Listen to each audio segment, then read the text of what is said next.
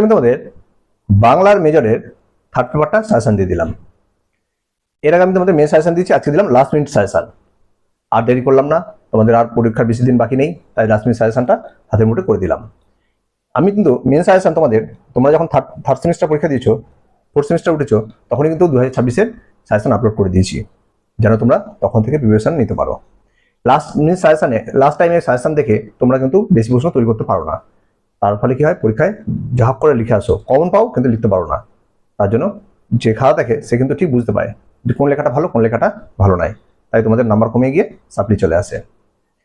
সেই কথা মাথায় রেখে তোমাদের কিন্তু আমি প্রথমেই সাজেশন আপলোড করে দিই একটা, যেন তোমরা 2026 হিসাবে বা তোমাদের সাল হিসাবে তোমরা যেন ভালোভাবে তৈরি রাখতে পারো। আর লাস্ট মিনিট সাজেশনে ওই প্রশ্নগুলোকেই ভালো করে দেখে যাবে, যা তোমাদের কোনো চ্যানেল দেয় না। আমি একমাত্র আছি যে তোমাদেরকে প্রথমে একটা সাজেশন দিয়ে দিচ্ছি, যেটা নিয়ে প্রিপারেশন করো, আর লাস্ট মিনিট সাজেশনে স্টামার্কস প্রশ্নগুলো দিচ্ছি। আমি যে কটা দেবো সব কটা প্রশ্ন স্টামার্কস প্রশ্ন, ঠিক আছে? আর এরপরে তোমাদের আমি এটা তো দিচ্ছি শুধুমাত্র 5 আর 10-এর জন্য। 5 নম্বরে লিখতে হয় 4টে 20, 10 লিখতে হয় 2টো 20, তাহলে 20 20 40 হলো। এছাড়াও থাকছে আরো 20 নাম্বার। 20 নাম্বারটা কোথেকে আসছে? শর্ট কোশ্চেন থেকে, অর্থাৎ 2 নম্বরের প্রশ্ন থেকে। এই যে 2 নম্বরের প্রশ্নটা তোমাদের আছে, 2 নম্বরের জন্য তোমরা বেশিরভাগই দেখে যাও না, যা করে কোনো রকম করে আসো, বেশি নাম্বার আসে না, সেই কথাটাও কিন্তু আমি মাথায় রেখেছি এবং 2 নম্বরের সাজেশন দেওয়া শুরু করেছি। আমি এরপরেই তোমাদেরকে 2 নম্বরের সাজেশন আপলোড করছি। আমি যে প্রশ্নগুলো দেবো, অর্থাৎ আমি 25 থেকে 30টা প্রশ্ন দেবো। 2 নম্বরের পরীক্ষা থাকে 15টা, লিখতে হয় 10টা। আশা করি 10টা প্রশ্ন কম পেয়ে যাবে। আমি তো এবছর থেকে, অর্থাৎ 6 সেমিস্টার থেকে 2 নম্বর দেওয়া শুরু করেছি, তারা কিন্তু প্রত্যেকে কমন পেয়েছে। তোমরাও আশা করি পাবে। তোমরা ভালো মতো দেখে যাও, আমার চ্যানেলটা সাবস্ক্রাইব করে রাখো, আর কমেন্ট আমাকে জানাবে যে তোমাদেরকে 2 নম্বরের প্রশ্ন দরকার আছে নাকি। যদি থাকে তাহলে আমি তোমাদের কমেন্ট অনুযায়ী তোমাদেরকে আমি 2 নম্বর সাজেশন আপলোড করবো। এবার দেখো, তোমাদের আমি এইখানে লাস্ট মিনিট সাজেশন আমি কি রেখেছি, কোন প্রশ্নগুলো তোমরা ভালো দেখে যাবে। আশা করি তোমরা আমার মেন ভিডিও পেয়েছো, অর্থাৎ মেন সাজেশনটা পেয়েছো, যেখানে সাজেশনে আমি তোমাদেরকে এই থার্ড পেপারের ছন্দ অলঙ্কার প্রত্যেকটা জায়গা থেকে প্রশ্ন দিয়ে দিয়েছি। তাই আমি আজকে এখানে বেশি আলোচনা করবো না প্রশ্ন নিয়ে, বেশি আলোচনা কিন্তু আমি মেন ভিডিওতে করে রেখেছি। যারা পাওনি আমার চ্যানেলে গিয়ে দেখো বা আমার আগের ভিডিওগুলোতে দেখো, সেখানে পেয়ে যাবে। না পেলে আমাকে কমেন্টে জানাও, আমি তোমাদেরকে লিঙ্কটা দিয়ে দিচ্ছি, ঠিক আছে? দেখো পরে ছন্দ থেকে তোমরা কোন কোন প্রশ্নগুলো স্টামার্কস করবে, ঠিক আছে? তোমাদের যাদের খাতায় লেখা আছে, খাতাটা বার করে নাও, সেখানটা একটু টিক চিহ্ন করে স্টামার্কস করে রাখো। আর যারা মানুষ আগে সাজেশন লেখনি, তার মানে আগে সাজেশনটা দেখে লিখে নিয়ে তারপরে এখান থেকে স্টামার্কস প্রশ্নগুলো নিয়ে নাও, ঠিক আছে? দেখো প্রথম প্রশ্ন, আমি কিন্তু বলছি প্রত্যেকটা প্রশ্ন কিন্তু স্টামার্কস, তাই আমি প্রত্যেকটা আলাদা আলাদা করে স্টার বলবো না। আমি লাস্ট মিনিট সাজেশন যা দেবো সব স্টামার্কস। মেন সাজেশন আগে দিয়ে দিয়েছি, আজকে দেবো স্টামার্কস প্রশ্ন। দেখো প্রথম প্রশ্ন, কলাবৃত্ত ছন্দ বা মাত্রাবৃত্ত ছন্দের সংজ্ঞা উদাহরণ বৈশিষ্ট্য লেখো। কি দিয়েছি? কলাবৃত্ত ছন্দ বা মাত্রাবৃত্ত ছন্দের সংজ্ঞা উদাহরণ বৈশিষ্ট্য। ধরনা এটা তোমাদের পেয়েই গেছো। এটা 10 নম্বর প্রশ্ন হিসেবে তোমরা পকেট করে দিলাম। লিখতে হবে 2টো, একটা পকেট হয়ে গেল। 100% শিওর এটা তোমরা পেয়ে যাচ্ছ আশা করি। এবার দেখো, এটা তো আমি স্টামার্কস দিলামই। এবারে দেখো মেন সাজেশন আমি বলে এসেছি যে গত বছর যে প্রশ্ন এসেছে সেটা কিন্তু এবছর রিপিট আসবেই তোমাদের। সেই রিপিট প্রশ্নগুলো কি একটু নোট করো, যেখান থেকে তোমরা 5 নম্বর হিসাবে দেখবে, 10 নম্বর হিসাবে নয় কিন্তু, হ্যাঁ 5 নম্বর হিসাবে দেখবে। সেটা হচ্ছে দলবৃত্ত ছন্দ আর অক্ষরবৃত্ত ছন্দ।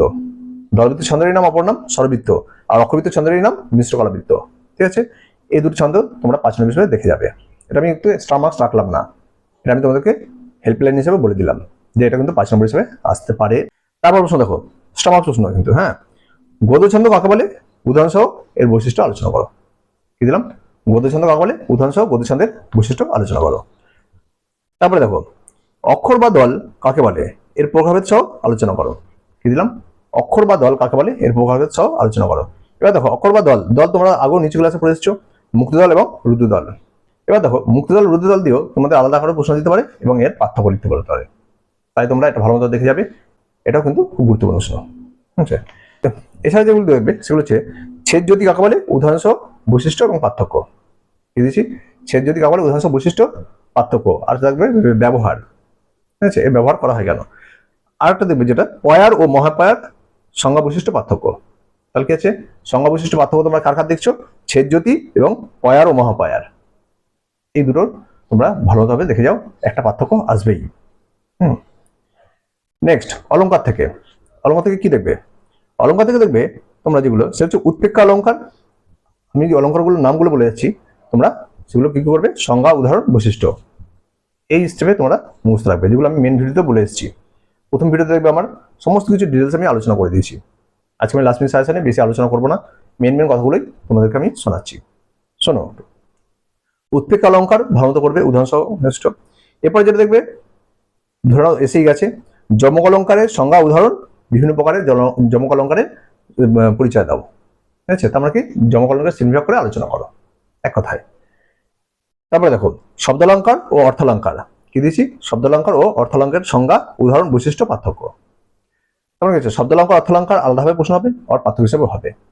হ্যাঁ, নেক্সট প্রশ্ন দেখো, ঠিক আছে দেখে যাবে। হ্যাঁ, কি দেখবে, বিরোধমূলক অলঙ্কার, নিশ্চয় অলঙ্কার, শ্লেষ অলঙ্কার, উপমা অলঙ্কার। ঠিক আছে, এই কটা অলঙ্কার আলাদাভাবেও দেখে যাবে। এবার দেখো, এই যে আমি প্রশ্নগুলো দিলাম, প্রত্যেকটা প্রশ্নতে স্টামাক প্রশ্ন, খুব গুরুত্বপূর্ণ প্রশ্ন। এবারে একটা কথা হচ্ছে, তোমাদের কিন্তু আলাদাভাবে আবার ছন্দ অলঙ্কার নির্ণয় করতে দেয়, অর্থাৎ প্রশ্নের মধ্যে কিন্তু তোমরা ছন্দ অলঙ্কার দুটোই পাবে। এবার দেখো, যারা ছন্দ করবে, ছন্দ একটা কবিতার লাইন তুলে দেবে, তার বলবে ছন্দ নির্ণয় করো, এবং অলঙ্কারের লাইন তুলে দেবে, বলবে অলঙ্কার নির্ণয় করো। এবার দেখো, ছন্দ অলঙ্কার কিন্তু শিখতে হয়, তাই তোমরা কি করবে, আমি কিন্তু মেন ভিডিওতে আমি ছন্দ অলঙ্কার দিয়ে এসেছি, কোন কোন ছন্দ অলঙ্কারগুলো তোমরা 2026-এর জন্য দেখবে। আমি এখানে ভিডিওতে আর ছন্দ অলঙ্কারগুলো উল্লেখ করলাম না। তোমরা যারা ছন্দ অলঙ্কার করতে চাও, সে আমার মেন ভিডিওতে চলে যাও, ওইখানটা আমি শেষে কিন্তু ছন্দ অলঙ্কার বলে দিয়েছি, সেখান থেকে ছন্দ অলঙ্কারগুলো নোট করে নাও। যারা আমার আগের ভিডিও পেয়েছো তাদের ছন্দ অলঙ্কার টুকিয়ে নিয়েছো, তাই আমি এখানে আর আলোচনা করলাম না নতুন করে ছন্দ অলঙ্কার কি আছে। ঠিক আছে, তাহলে আমি কটা প্রশ্ন দিলাম, তোমরা ভালো মতো ভাবে এগুলো করে যাবে, দাড়ি কমা পর্যন্ত মিস করবে না, প্রত্যেকটা লাইন ভালোভাবে নিখুঁতভাবে মুখস্থ করবে, আর পরীক্ষায় ভালো মতো লিখবে, সুন্দর করে পয়েন্ট করে সাজিয়ে গুছিয়ে লিখবে, যেন যে খাতা দেখবে খুশি হয় যে না, এই খাতাটা ভালো বা এর মানটা ভালো। ঠিক আছে, আর 2 নম্বরের সাজেশন দরকার হলে আমাকে কমেন্টে জানাও। আর যারা এখনো চ্যানেলটি সাবস্ক্রাইব করোনি, সাবস্ক্রাইব করে রাখো, তোমাদের এখন অনেক দূর যেতে হবে, অর্থাৎ এখন 5th সেমিস্টার, 6th সেমিস্টার, যারা 4 ইয়ারে পড়ছো তাদের 7, 8 অনেক কটা সেমিস্টার তোমাদের এখনো হাতে আছে, তাই আমার চ্যানেলটা সাবস্ক্রাইব রাখো। এরপরে 4th সেমিস্টার পরে তোমাদের 5th সেমিস্টার উঠলেই প্রথম দিকে আমি সাজেশন আবার আপলোড করবো, তাই অবশ্যই একটা লাইক করবে আর কমেন্টে জানাও, আর বন্ধুদেরকে বেশি বেশি করে শেয়ার করে দেবে ভিডিওটা।